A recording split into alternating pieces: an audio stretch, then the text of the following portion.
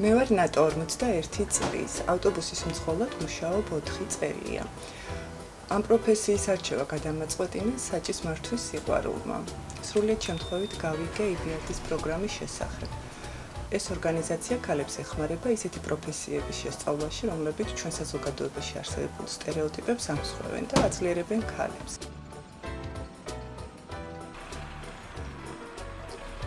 რადგან მქონდა 19 წლიანი გამოცდილება მანქანის მართვის, თამამად გადავწყვიტე ჩემი შესაძლებლობები მომესინჯა ამ სფეროში. გადაგვამზადეს 25 ქალბატონი და შერჩეულთა შორის მოვხვდი მეც. ეს იყო ჩემთვის დიდი გამოწვევა.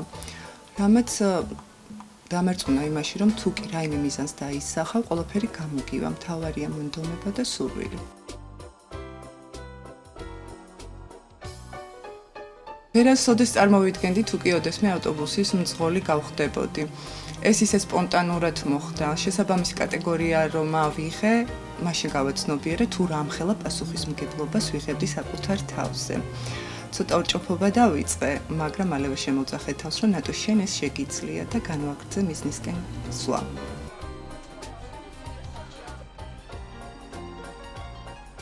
ოჯახის წევრები და ახლობლები ცოტა გაკვირვებულები იყვნენ, რადგან რადიკალურად განსხვავებულ სფეროში მუშაობდი, მაგრამ რადგან იცოდნენ ჩემი სიყვარული მანქანების მიმართ, დიდად აღარც გაკვირვებიათ. ბავშვობაში ჩემი თანატოლი გოგონები, როდესაც თოჯინებით თამაშობდნენ, მე ამ დროს ბიჭებთან ერთად ვამჯობინებდი მანქანებით თამაშს და ყოველთვის ვოცნებობდი ნამდვილი მანქანა მემართა.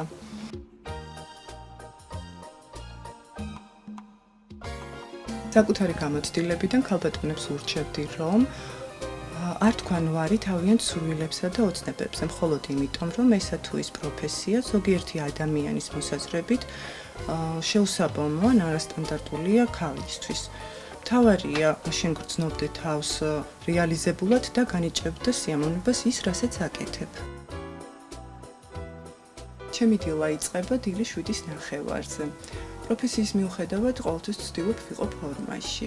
დილით, როდესაც მგზავრები ამოდიან და სამსახურებში მიეჩქარებათ, მათ ღიმილიანი ვხვდები. ასევე სასიამოვნო მუსიკას ვრთავ და ესე ვცვლით პოზიტიურ განწყობას ერთმანეთში.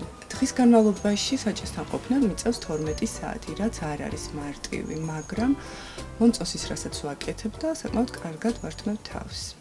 ყოფილა კრიტიკული სიტუაცია გზაზე, რა დროსაც არ ვიბნევი და შემიძლია რაციონალურად ვიმოქმედო.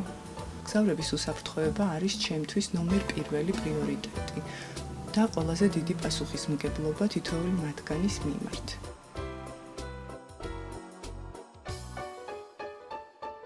როგორც ქალი ავტობუსის მძღოლი, ვფიქრობ, რომ ორივე სქესის წარმომადგენლებს ამ პროფესიაში გვაქვს თანაბარი უფლებები. მგზავრებს ძალიან უხარიათ ქალი ავტობუსის მძღოლის დანახვა.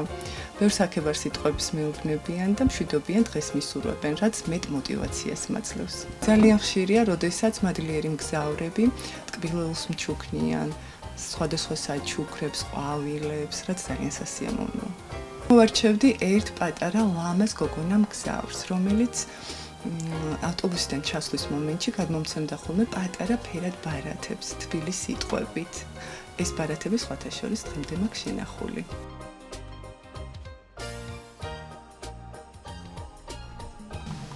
ჩემი მთავარი მოტივაცია არის ჩემი ოჯახი, ჩემი შვილი, რომელიც ყოველდღიურად შთამაგონებს, რომ ვიბრძოლო ჩემი მიზნებისთვის. წლების შემდეგ საკუთარ თავს ხედავ პროფესიულად განვითარებულ, სტაბილურ და მიზანდასახულ ადამიანად.